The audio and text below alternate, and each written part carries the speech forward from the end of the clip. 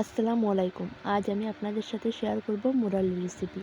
কিভাবে মুরালি তৈরি করলে একদম পারফেক্ট হয় আর একদম মুচমুচে হয় সেটাই আপনাদের সাথে শেয়ার করব। তো আমি যেভাবে তৈরি করেছি এভাবে যদি আপনারাও করেন একদম পারফেক্ট মুরালি হবে। তো আমি প্রথমে 1 বাটি ময়দা নিয়েছি। আর মুরালিটা ময়দা দিয়েই ভালো হয় সবথেকে বেশি।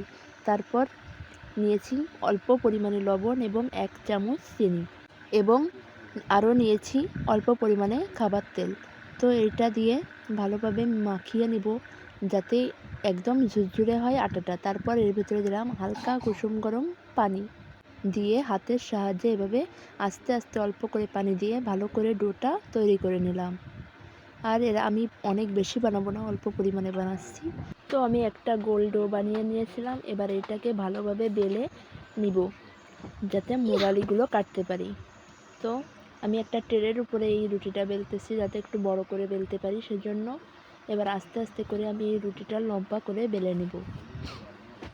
আর এই রুটি বেলার সময় মোটেই বেশি পাতলা করা যাবে না, একটু মোটা সাইজ করে করতে হবে। তো দেখুন আমি লম্বা করে, এটা কিন্তু অনেকটাই লম্বা হয়েছে।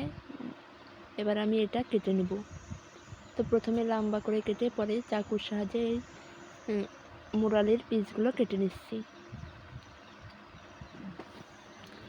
আপনারাও যদি এইভাবে বানান তো আপনাদের মুরালিটাও একদম পারফেক্ট হবে। তো দেখুন আমি এক সাইজে কেটে নিয়েছি। এবার একটি পাত্রে উঠিয়ে নেব আর আলাদা করে ঝুরঝুর করে নিচ্ছি যাতে কড়াইতে দেওয়ার সময় ফট করে দিতে পারি। তো আমি একেবারে অতিরিক্ত বড় বানাইনি, ছোটো করেই নিয়েছিলাম। তো এবার চুলোর উপরে কড়াই দিয়ে সেই বাটির অনুযায়ী 1 বাটি চিনি দিয়ে দিলাম, দিয়ে তার হাফ বাটির থেকে কম একটু পানি দিয়েছি।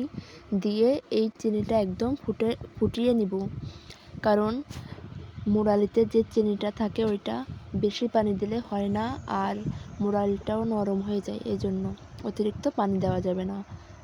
তো এই চিনিটা বারবার নাড়াচাড়া করে একদম গলে যখন টকবক করে ফুটবে আর ঘন হয়ে যাবে তখন বুঝতে হবে যে মুরালিগুলো দেওয়ার মতো সময় হয়েছে।